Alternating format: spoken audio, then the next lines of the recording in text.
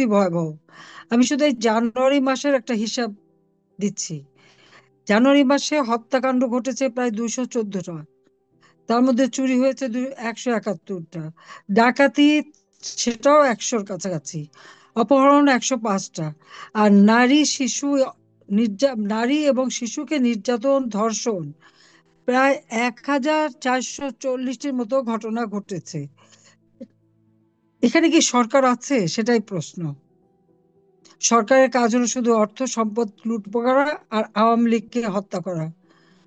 পিটিয়ে পিটিয়ে আমার নেতা কর্মীদের হত্যা করেছে, পুলিশ হত্যা করেছে, এবং তাদের হাত থেকে সাংবাদিক, সাংস্কৃতিক কর্মী বা সংখ্যালঘু সম্প্রদায়কেও রেহাই পায়নি। সেভাবে তারা পিটিয়ে পিটিয়ে হত্যা করেছে। আওয়ামী লীগের সহযোগী সংগঠনের নেতা কর্মীদের উপরে অত্যাচার, নির্যাতন। আমাদের যারা নির্বাচিত প্রতিনিধি, এক কলমের খোঁচায় তাদেরকে ক্ষমতার থেকে বের করে দিয়েছে। এখন বের করে দিয়ে এখন আবার দেখলাম আজকে নতুন দল করবে। আবার এই নতুন দল করার জন্য আবার আওয়ামী লীগের লোকদের কাছে ধর্ণা দিচ্ছে।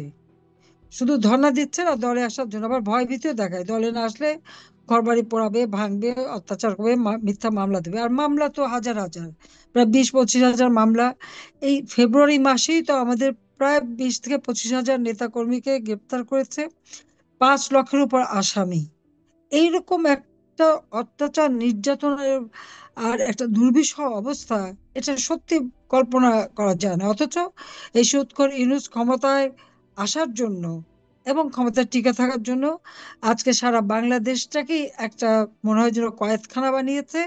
তারা আয়না ঘর খুঁজে বেড়ায়, এখন গোটা বাংলাদেশে তো আয়না ঘর।